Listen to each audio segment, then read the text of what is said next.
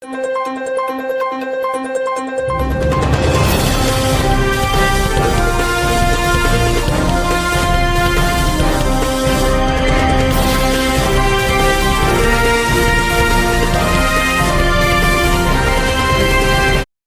व्यक्ती आलाय जुनच मीटर 47,000 रुपये बिल आलंय. एप्रिलमध्ये 500 रुपये बिल, मे मध्ये 2230, कसं चुकतंय? आमचं प्रामाणिकपणे प्रमुख मागणी आमच्या काय आहेत? सिंपल आहे.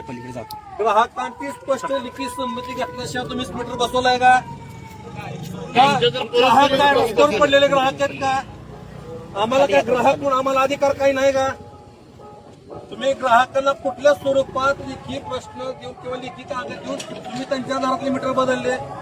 चोरासारखे येऊन तुम्ही गपचिक मीटर बदलून चाललाय. हा एक विषय. दुसरा विषय, केंद्र शासनानं तुमच्याकडे GR आहे. आज तामिळनाडू सरकारनं विजय थालेपदान त्यातला तो GR त्याचा कॅन्सल केलेला आहे. प्रत्येक केंद्रानं सांगितलं की महाराष्ट्र शासनानं स्वतःच्या हिमतीवर काय असेल ते त्यांनी GR काढू. मग महाराष्ट्र शासनाचा GR तुमच्यापाशी आहे का? सेंट्रल मी काय सांगतो तुम्हाला, मी काय सांगतोय तामिळनाडूला सेंट्रल गव्हर्नमेंट लागू होत नाही का? तुम्हाला आम्ही कारण काय? कारण काय सांगा? शांत बसायचं कारण सांगा.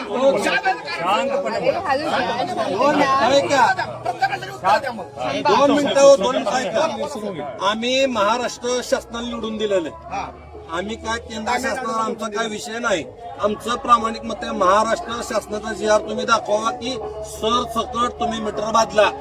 मग आम्ही तिसरा विषय, माननीय मुख्यमंत्री यांनी विधान भवनात केलेल्या निवेदनानुसार सामान्य वीज ग्राहकांची संमती घेतल्याशिवाय स्मार्ट मीटर बसवण्यात येणार नाहीत. विधान भवनात रेकॉर्डवर आलेला प्रश्न विधान आहे. तर त्याच्या पुढे असं स्पष्ट सांगितलं होतं, सदर विधानाच्या अनुषंगाने महावितरणची अधिकृत भूमिका काय आहे याबाबत लेखी स्पष्टीकरण द्यावं की माननीय मुख्यमंत्र्यांनी केलेल्या विधानाशी आणि आमच्या महावितरणशी काही संबंध नाही. महाराष्ट्राचे प्रथम नागरिक माननीय मुख्यमंत्री आहेत. आम्ही त्यांचं ऐकणार. मग तुम्ही तसं आम्हाला लेखी द्यावं की मुख्यमंत्र्यांनी जे स्टेटमेंट केलेलं आहे आमच्या महावितरणचा आणि त्यांचा कसलाही संबंध नाही. नाही मग आम्ही काय, तुम्ही कुठल्या स्वरूपात बदलायला लागलाय? तिसरा विषय, आमच्याकडे जे आदेश आहेत त्या आदेशाप्रमाणे ह्या विषयात हे ग्राहक करता झाले. ऐका तो तुम्ही केंद्राचं आणि तुमच्या खाजगी महावितरणचे तुम्ही आम्हाला पुरावे दाखवू नका. आम्ही महाराष्ट्र शासनाच्या डॉक्टर बाबासाहेब आंबेडकरांच्या कायद्याने चालणार आहेत. आम्ही ज्या व्यक्तींना मतदान केलं त्या शासनाचा GR आम्हाला दाखवावा. आम्ही त्याशिवाय आम्ही ही माघार घेणार नाही. दुसरी गोष्ट अजून एक महत्वाची आहे की स्मार्ट मीटर तुम्ही जे आता लाईट बंद करताय, मीटरचं रिडिंग घेताय, हे कुठल्या टेक्नॉलॉजीवर चालतं त्याचं स्पष्टीकरण द्या. आणि सगळ्यात महत्वाचं मला या ठिकाणी ग्राहकांना सांगायचंय, शेतीमध्ये गेल्या 4-5 वर्षाखाली डिव्हाइस आले बघा, चालू मोटर बंद चालू करण्याचं. आपण घरी बसल्यानंतर मोटर बंद चालू करू शकतो, शेतातली मोटर.